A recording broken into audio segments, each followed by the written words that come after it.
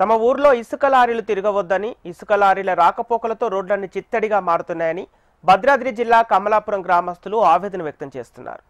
నిత్యం వందలాది ఇసుక లారీల రాకపోకలతో గ్రామ ప్రజలు విసిగిపోతున్నారు.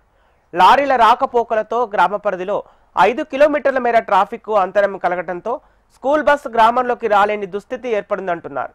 దీంతో విద్యార్థులు బడికి వెళ్లాలంటే 4 కిలోమీటర్లు నడవాల్సిన పరిస్థితి ఏర్పడిందని, దీనివల్ల కొంతమంది విద్యార్థులు ఇళ్లకే పరిమితమవుతున్నారని గ్రామస్తులు ఆవేదన వ్యక్తం చేస్తున్నారు. ఇసుక లారీలతో కమలాపురం, చినరాయిగూడెం, బట్టవారి గుంపు, కోడిముత్తయ్య గుంపులో వాహన రాకపోకలు నిలిచిపోయాయి. ఇసుక లారీలతో గ్రామాల రోడ్లు చిత్తడిగా మారి రాకపోకలకు అంతరాయం ఏర్పడింది. దీంతో కమలాపురం గ్రామస్తులు 2 రోజులుగా రోడ్డుపై ఇసుక లారీలు నిలిపివేసి నిరసన తెలుపుతున్నారు. ఇంత జరుగుతుంటే సంబంధిత అధికారులు పట్టించుకోకపోవడంతో ఆందోళన చేపట్టారు. ఇసుక లారీల రవాణాతో మిషన్ భగీరథ పైప్ లైన్లు పగిలి మంచినీళ్లు రావటం లేదంటున్నారు.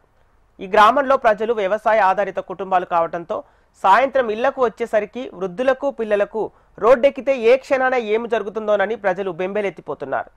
ఇసుక లారీలతో ఇప్పటికే 3 గ్రామాలకు రాకపోకలు పూర్తిగా నిలిచిపోయాయి.